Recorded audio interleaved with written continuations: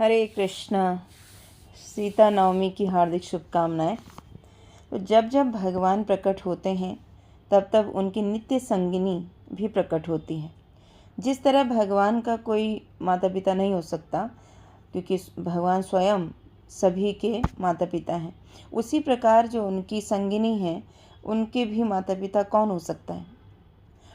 तो जैसे हम सुनते हैं कि श्रीमती राधा रानी यमुना जी में 1000 कमल पुष्प से प्रकट हुई थी, तो उसी प्रकार सीता माता भी भूमि से प्रकट हुई। तो सीता माता के अनेक नाम हैं, उनमें से एक नाम है भूमिजा। भूमिजा का अर्थ है जिन्होंने भूमि से जन्म लिया है। और उनका एक नाम है सीता। तो सीता नाम क्यों पड़ा? वो इसलिए कि राजा जनक जब भूमि को हल से जोत रहे थे तो उस हल के सीत से एक घड़ा टकराया जिसमें एक बहुत तेजस्वी कन्या थी, वो थी सीता माता। तो हल के सीत से टकराने के कारण उनका नाम पड़ा सीता। उनका एक और नाम है जानकी। जानकी राजा जनक सूर्यवंश के राजा थे और उनके नाम से उनका नाम पड़ा जानकी। माता सीता का एक और नाम है वैदेही। तो राजा जनक का भी एक नाम विदेह है, इसलिए विदेह के नाम पर उनका नाम वैदेही पड़ता है। जनक एक पद है, वैसे उनका नाम श्रीध्वज था। उनके छोटे भाई का नाम था कुशध्वज। तो राजा जनक की 2 पुत्रियां थीं, सीता माता और उर्मिला। कुशध्वज की भी 2 पुत्रियां थीं जिनका नाम था मांडवी और श्रुतकृति। आगे चलकर इनका विवाह राजा दशरथ के पुत्रों से होता है। भगवान श्री राम का विवाह सीता माता से होता है और भरत का विवाह मांडवी से होता है, लक्ष्मण का विवाह उर्मिला से होता है और शत्रुघ्न जी का विवाह श्रुतकृति से होता है। राजा जनक के राज्य का नाम था मिथिला। इससे सीता माता का एक नाम है मैथिली। तो आज भी उस प्रांत में मैथिली भाषा प्रचलित है। जिस प्रकार भगवान के अनेक नाम होते हैं उसी प्रकार उनकी संगिनी के भी अनेक नाम होते हैं। तो विवाह के बाद श्री राम जी को वनवास पर जाना पड़ा। सीता माता भी उनके साथ गई।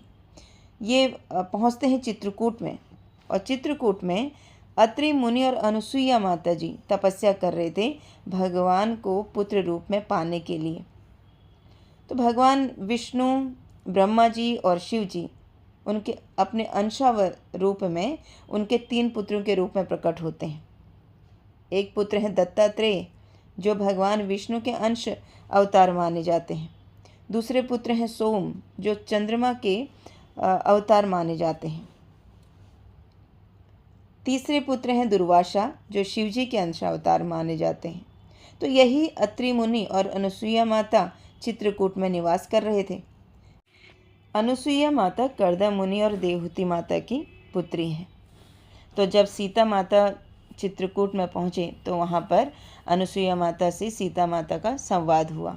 अनुसुईया माता ने सीता माता को स्त्री के धर्म की शिक्षा प्रदान की। इस संवाद में माता सीता ने अपने जन्म के बारे में अनुसुईया माता को बताया है। इसका वर्णन वाल्मीकि रामायण में मिलता है कि सीता माता बताती हैं कि मेरे पिता राजा जनक भूमि में हल चला रहे थे, वहाँ उस भूमि से मेरा जन्म हुआ। सीता माता शक्ति हैं और भगवान राम शक्तिमान, इसलिए शक्ति को पहले संबोधन किया जाता है, सीता राम। ऐसे ही राधा रानी परम शक्ति हैं और भगवान श्री कृष्ण परम शक्तिमान, तो उनको राधा कृष्ण से संबोधित किया जाता है। लक्ष्मी जी शक्ति हैं और नारायण शक्तिमान, इसलिए लक्ष्मी नारायण संबोधित किया जाता है। ये शक्ति और शक्तिमान कभी भी अलग नहीं हो सकते हैं। जब फूलों के बगीचे में सीता माता राम जी से मिलती हैं तो ऐसा लगता है पहली बार मिल रहे हों, लेकिन सच्चाई तो यह है कि ये कभी अलग नहीं होते हैं। राजा जनक के महल में शिवजी का एक धनुष था जिसका नाम था पिनाकी। वह धनुष इतना भारी था कि उसे उठा पाना असंभव था। एक दिन सीता माता ने उस धनुष से खेल रही थी। यह देखकर राजा जनक आश्चर्यचकित हो गए। उन्होंने प्रण किया कि सीता के लिए ऐसा ही शक्तिशाली वर का चुनाव करना होगा। धीरे धीरे समय बीतता है और सीता माता विवाह के योग्य हो जाती हैं। तो उनके विवाह के लिए स्वयंवर का आयोजन किया जाता है। उस समय यज्ञ प्रचलित था, मगर उस यज्ञ में असुर लोग बाधा डालते थे। तो यज्ञ की रक्षा करने के लिए वशिष्ठ मुनि राजा दशरथ के पास जाते हैं और उनके दोनों पुत्रों को मांगते हैं। राजा दशरथ कहते हैं कि मेरे पुत्र तो अभी बहुत छोटे हैं, वो उन राक्षसों से कैसे लड़ेंगे, तो मैं आपके साथ चलता हूँ या मैं अपने सैनिकों को आपके साथ भेजता हूँ। मगर वशिष्ठ मुनि अड़े रहे कि मुझे तो आपके दोनों पुत्र राम और लक्ष्मण ही चाहिए। वशिष्ठ मुनि उन असुरों का वध कर सकते थे, लेकिन भगवान श्री राम की ख्याति को बढ़ाने के लिए ऐसा करते हैं। भगवान श्री राम और लक्ष्मण जी वशिष्ठ मुनि के साथ जाते हैं और उन असुरों का, उन राक्षसों का वध करते हैं। फिर वशिष्ठ मुनि कहते हैं, राजा जनक ने अपनी पुत्री के स्वयंवर का आयोजन किया है, आओ हम भी वहाँ चलते हैं। उस आयोजन में बड़े बड़े शक्तिशाली राजा आए थे। राजा जनक ने शर्त रखी थी कि जो इस पिनाकी धनुष को तोड़ेगा उसी के साथ मेरी पुत्री सीता का विवाह होगा। उस धनुष को तोड़ना तो छोड़ो, कोई भी योद्धा उस धनुष को हिला भी नहीं पाया। तब वशिष्ठ मुनि की आज्ञा से भगवान श्री राम जी ने वह धनुष तोड़ दिया।